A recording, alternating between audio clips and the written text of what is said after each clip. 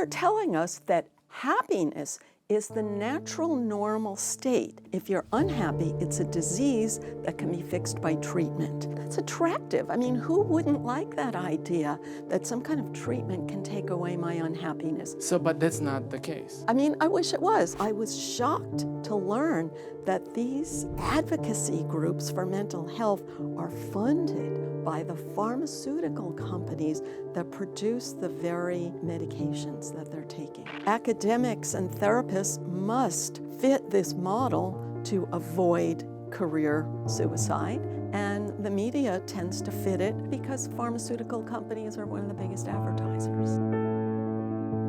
Hello everyone and welcome to Bay Area Innovators. I'm your host, Steve Espas. Our guest today is Dr. Loretta Breuning. Loretta is the founder of the Inner Mammal Institute and Professor Emerita of Management at California State University, East Bay. She's the author of several books including Habits of a Happy Brain and How I Escaped Political Correctness and You Can Too.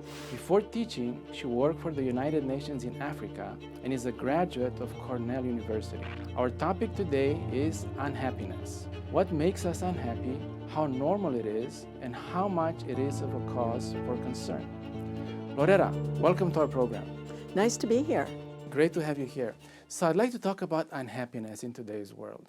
Based on a CNBC report from October of last year, there's a huge increase in American workers being more unhappy at work and creating this loss of productivity in society, that they count as $8.8 trillion lost because of people being unhappy. And it's more towards the health industry that this happens. Why is this happening? So humans are unhappy a lot because our brain naturally creates a lot of unhappiness. It has an important function. It alerts us when there's important information that we should be cautious about. So if we are trained to define this natural unhappiness as a disorder, then we need a lot of services. So this is, to my opinion, that we've been trained to define our natural unhappiness as a disorder so that someone else has to fix it. So unhappiness, the state of being unhappy, is not necessarily a disease or an abnormal state. You're saying it's more of a normal state? It is a normal state. Of course, I know what the official professionals have to say about this, but let me just add to what people have heard about that. So in the state of nature, our ancestors were constantly looking for food and water. So imagine if you climb a mountain and you're looking for water on the other side, and then there's no water. So unhappy chemicals surge because it's your brain's information that you have not gotten a return on your investment of energy. A simple way to say that is disappointment. Every time you expect something and you get disappointed, your unhappy chemicals turn on, but that's just a natural, normal way for your brain to know how to allocate your energy. So how does this relate to what the medical industry is telling us these days? They're telling us that happiness is the natural, normal state, and if you're not happy, it's a disorder, and treatment can fix it. So there's so many problems with that. One is to see your natural ups and downs as a disorder, but the other is to expect someone else to fix it for you. And that suggests that happiness is the natural, normal state, and if you're unhappy, it's a disease that can be fixed by treatment. And that's attractive. I mean, who wouldn't like that idea that some kind of treatment can take away my unhappiness? So if you believe this message, then it's very attractive to say, yeah, sign me up. But that's not the case. Yeah, I mean, I wish it was. I understand our brain is designed to seek happiness constantly. So we're designed to be disappointed, really. And the simple, again, explanation is that our ancestors had to look for food all the time. When they found food, they were happy. But then the food was soon gone, and they had to look for more food. So our brain is designed to seek, seek, seek. And when you seek, you don't always get it. So you have ups and downs. And that's just natural. So if you're saddled with this expectation that other people are getting happiness effortlessly, then you think, oh, maybe I do have something wrong with me. Well, over the weekend, I read your book, and I'm going to put it right here. Why you're unhappy.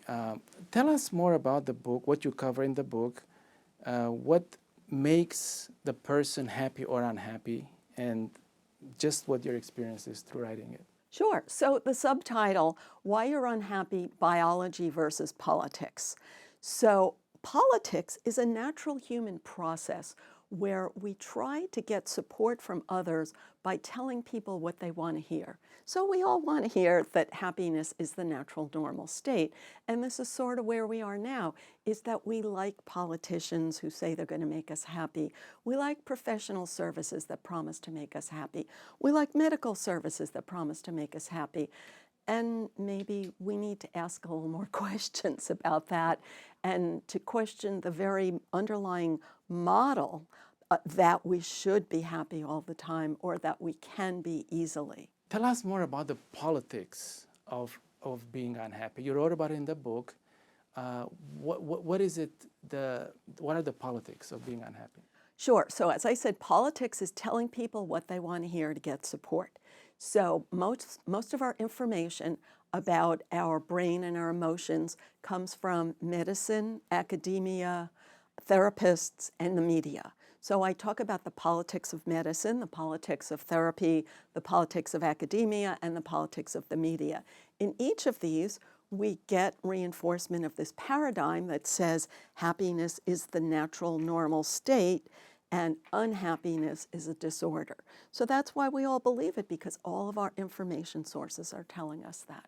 Tell us more, why is unhappiness treated as a disease? Many people have heard about the Sacklers, and this bit of history is very useful. Today, they're in the news because of the drug called oxycodone. But long before that, almost a century ago, the first Sackler created the idea that a medication could relieve bad feelings. And he put his life into first researching that drug and then marketing that drug. So even if we could say that he started with good intentions, the marketing techniques he created are not only with us today, but they're really dominating our reality, because doctors have drugs, not only like they're relentlessly marketing to doctors. And even when doctors may have good ethics and good intentions, they are actively shamed. Like a doctor who doesn't accept this idea of like making everyone happy with the latest treatment, they shame them. And so it's hard for professionals to resist this onslaught. Tell us a bit about the model used for determining either unhappiness. And there's always question about models, if they are correct or not. In this case, how is the model being determined and how correct do you think it is? So let's start at the end and the beginning. So the end, many people have heard of the DSM-5, which is like the latest way of determining a person having a clinical disorder. Now, in real life, if you get quote unquote diagnosed, then you can get a prescription and you can get treatment as a covered benefit. So this is highly desirable in today's world, and that's what's driving a lot of this. And especially when you think other people are happy all the time, other people are getting free treatment, so I want it too. Or maybe other people's kids are getting a benefit from getting a diagnosis, so people want it too. So that's the modern, like, driving this disease model. But now I told you about the researchers were looking for a treatment that they could sell, but let's look at the very distant roots of this. It's a hilarious story, really. So it really goes back about 250 years ago when Jean-Jacques Rousseau told us that happiness is the natural state and gave us this illusion that we all have, that if you lived on a tropical island, you'd be just effortlessly happy all the time. Where did Rousseau get the idea that nature was effortlessly happy? That was politics too. He was just selling a popular idea. What happened is, it's hard to believe this, but I looked it up and I really researched this.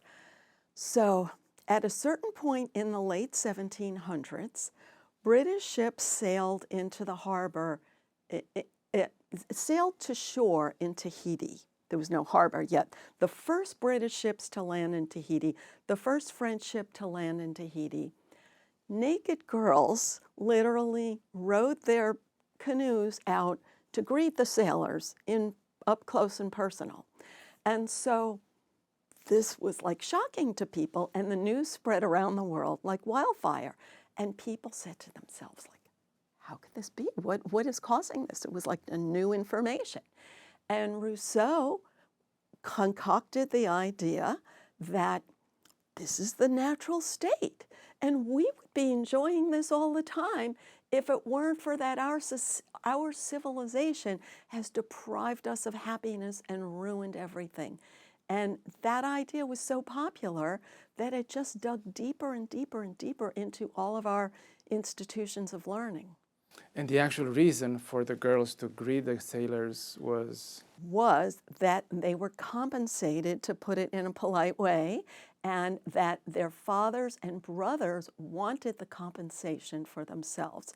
And to get a little more specific is they did not have metal. So metal was the compensation, nails.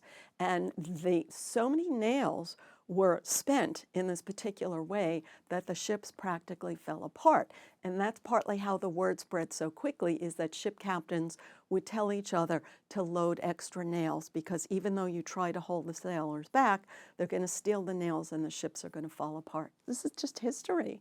It's hilarious, but to think that this is how this folklore spread, that, oh, life would be effortless. What's more important is to know how miserable we would be if we lived on a tropical island, because we would worry like that the next storm is going to destroy our crops and we'll have no food for a year and our children will starve and we'll hear them cry and we won't be able to give them anything. This is a more realistic view of the life of our ancestors. That's very interesting. So Rousseau's view is that originally everyone is happy, everything is happy, but society makes people unhappy. Yes. Did he go any further than that? Well, here's the thing. I have to tell you how he put this into practice. It's shocking. I mean, I found it so shocking that it's upsetting to even say it. So he had 5 out-of-wedlock children with his housekeeper, and he brought every one of them to an orphanage at birth because he didn't want his children to be raised by a housekeeper.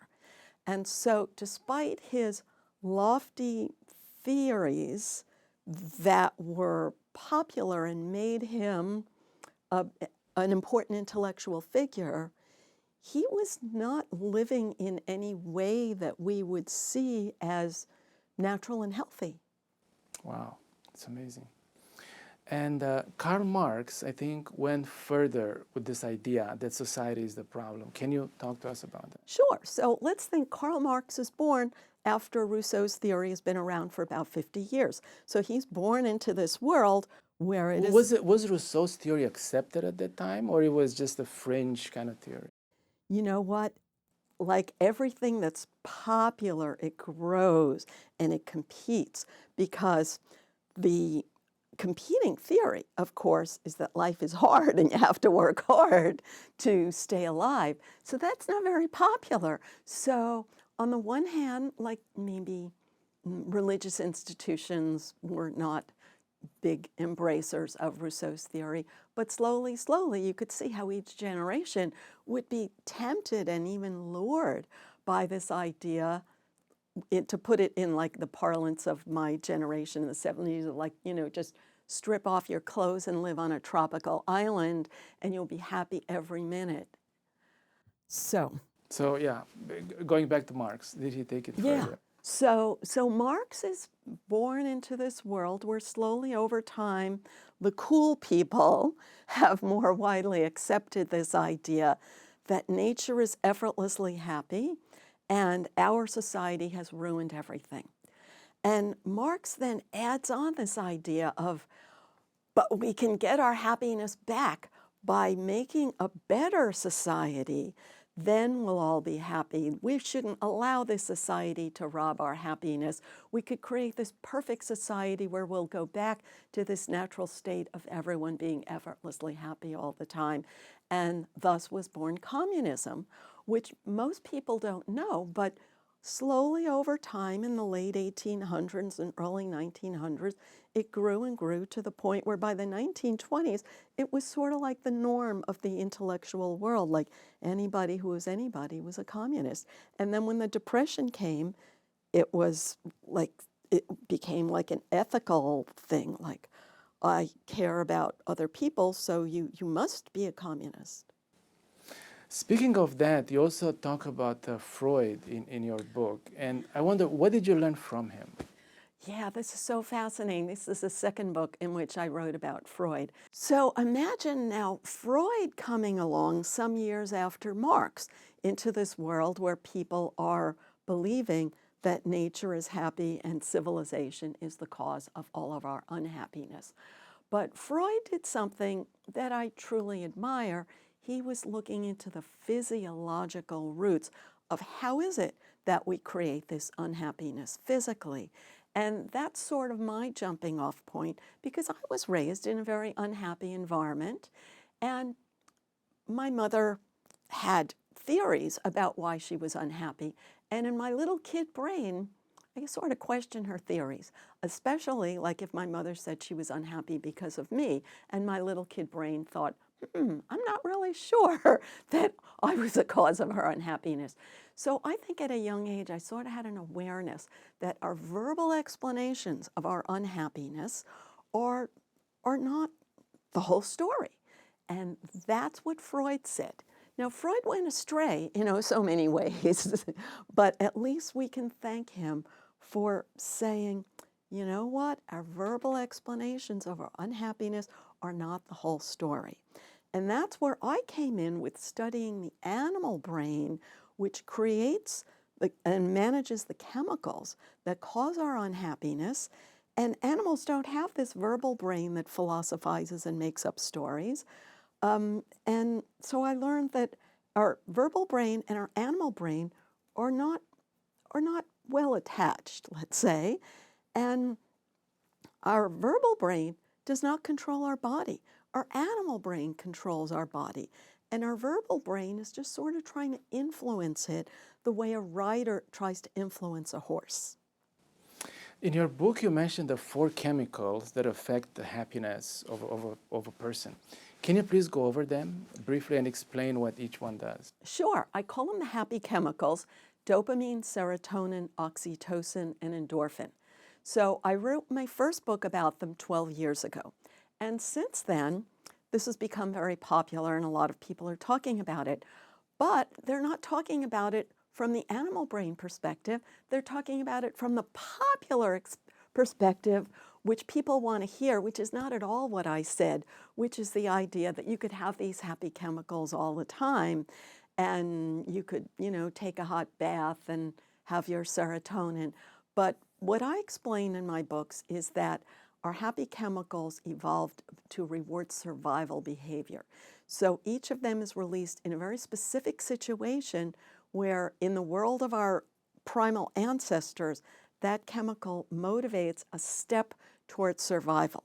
So dopamine motivates a step to meet your needs. So if you think there's food on the other side of the mountain, but you're exhausted and hungry, but dopamine is released because you feel like, oh, I'm so close, I'm so close.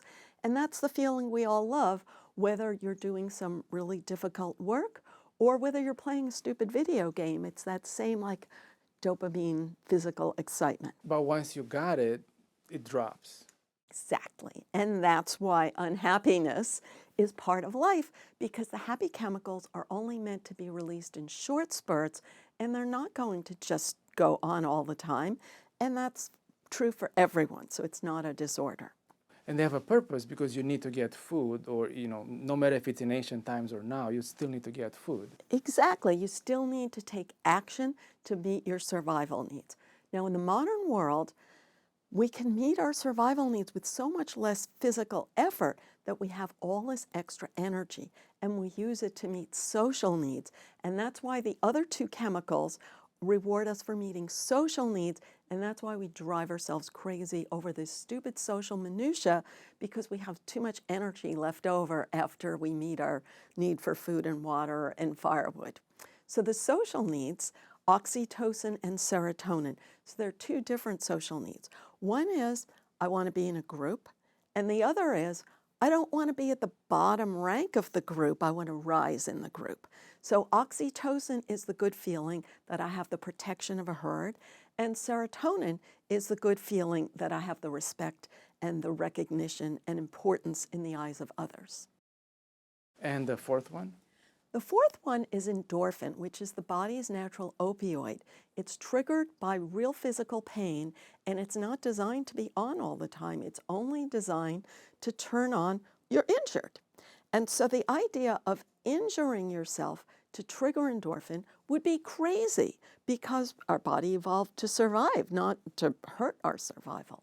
And so that's why I'm very focused on the fact that we're designed to seek the other chemicals, but we're designed to have endorphin for emergencies only. Injured or very tired or almost like a life-death situation, right? Or specifically for injured? So injured, but that includes if you're starving, your stomach contracts, and that's a kind of pain. Crying releases a little. Deep laughter triggers muscles that don't get used very often, so that triggers a little, which is why laughing feels good.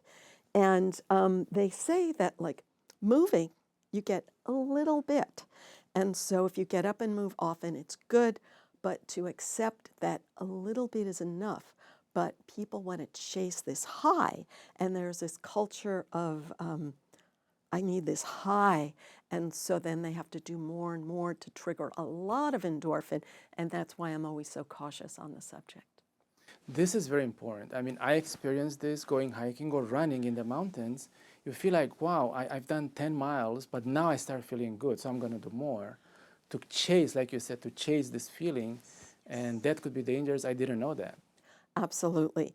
And the sad thing is that it's true with the other chemicals too. So the fact is that our brain is designed to habituate to everything. So if I walk into a coffee shop and it's like, oh, that smell is heaven, but I habituate to it in a couple of minutes, and then I'm not in heaven anymore. So it's the same with all of the happy chemicals, and that's why even if I'm prescribed a medication, I'm going to habituate to it, and that's why I'll need more and more of it.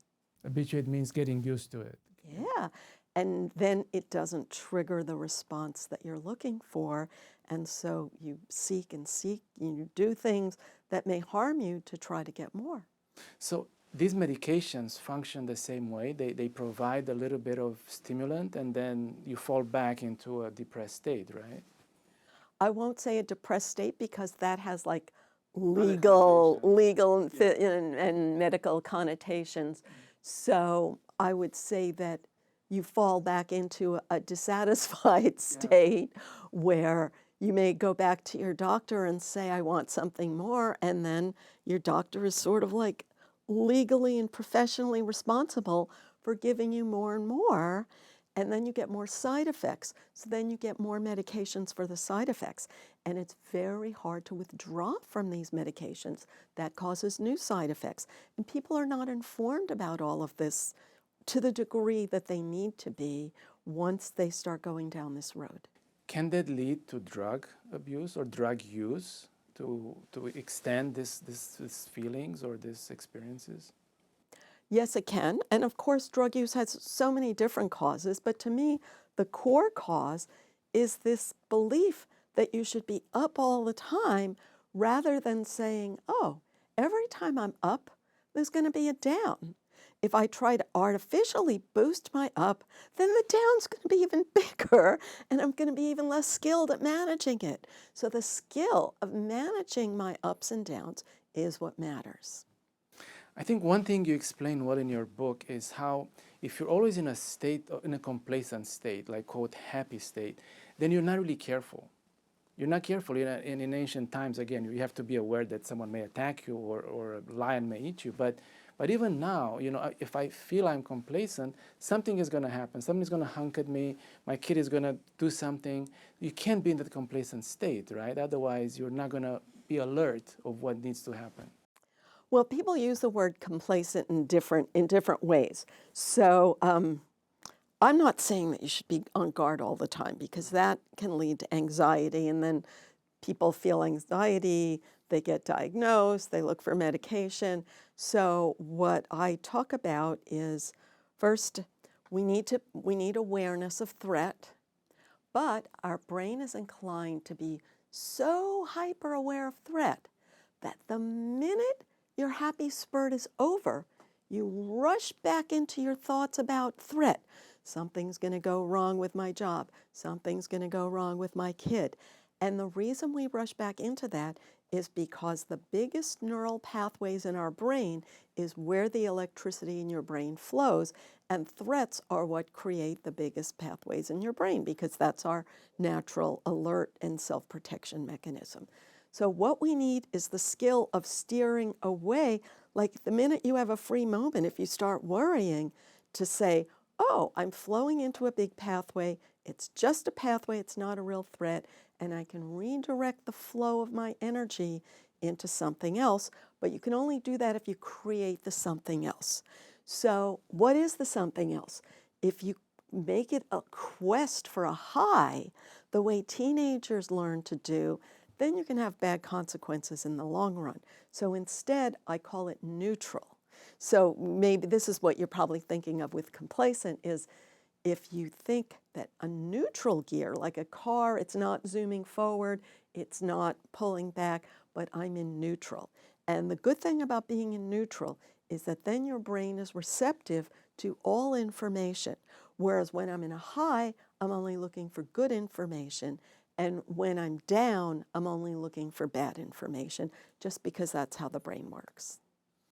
In part 3 of your book, you talk about solutions to this. So please talk to us more about how people can achieve a state where, like you said, they're in a neutral state versus then being up and down all the time.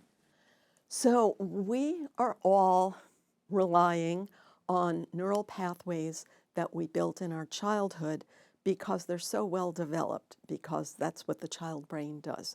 So we all just repeat ourselves. If you want to build a new pathway, it's work.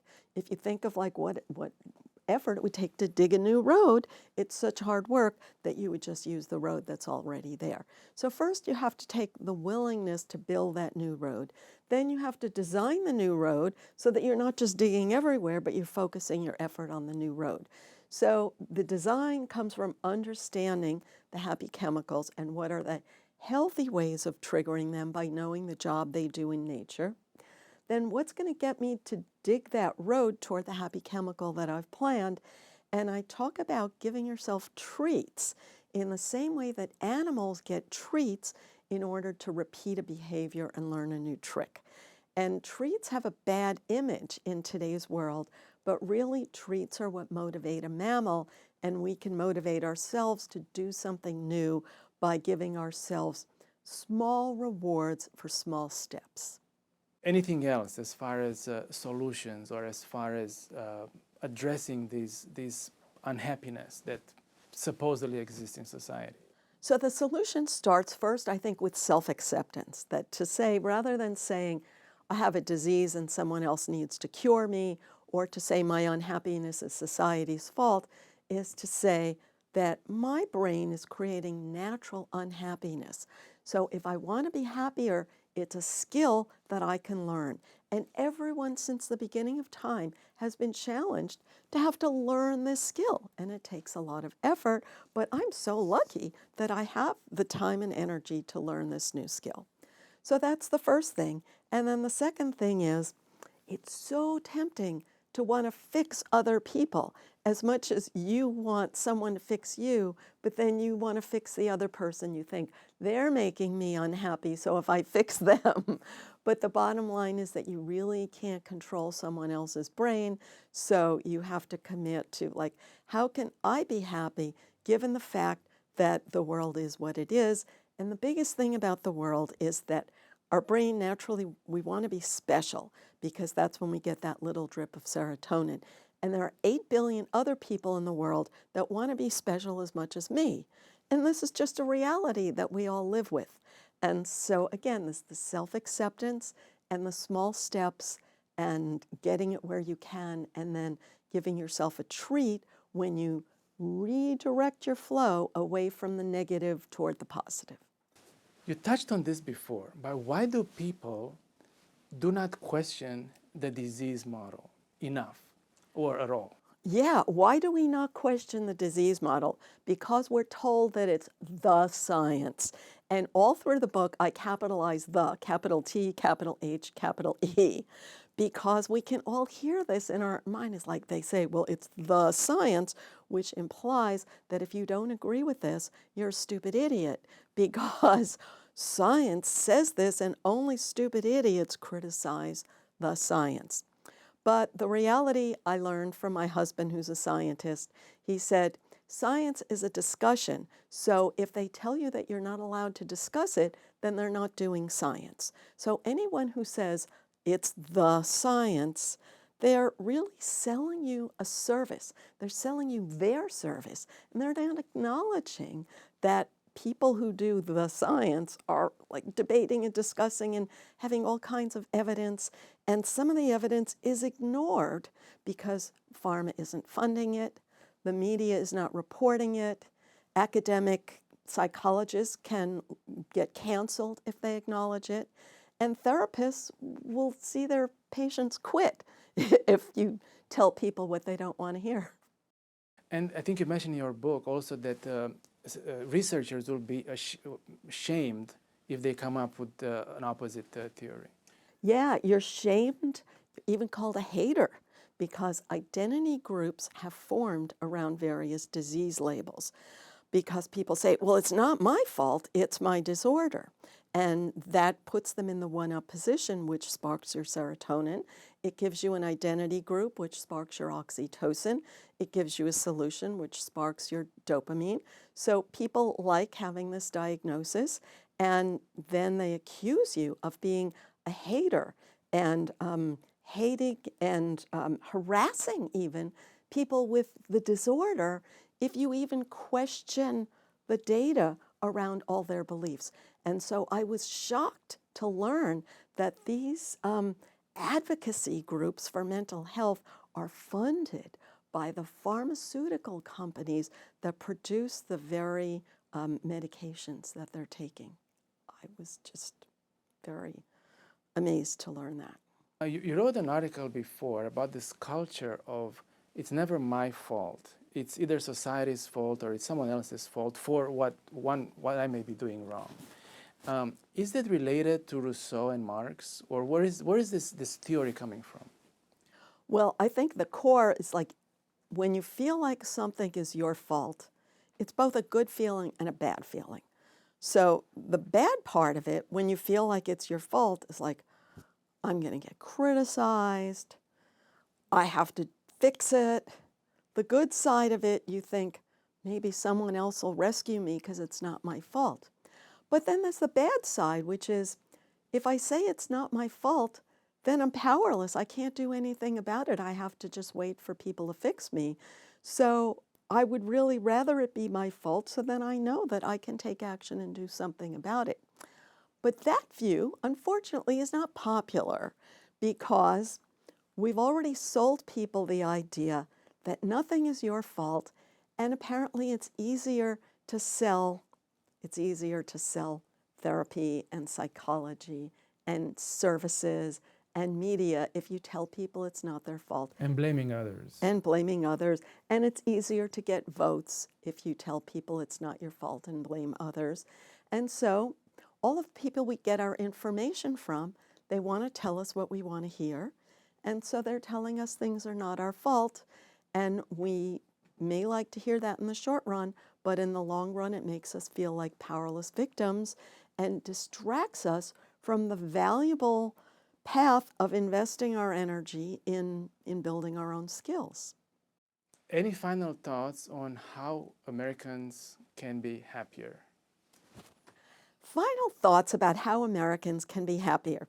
Well, in the conclusion of the book, I talk about the dream of creating a perfect society. And I just hear this everywhere, that everybody thinks, if we only create this perfect society, then we'll all be happy. And the reason I'm not happy now is because society has gone wrong. like so many people are repeating that everybody believes it, and they're not doing what they can for themselves. So how can we create this perfect society? They say, well, we have to create perfect people. How are we going to create perfect people? Because they see that hasn't happened. Well, we have to have perfect parenting. So how are we going to create perfect parenting? Well, we have to have perfect parenting classes.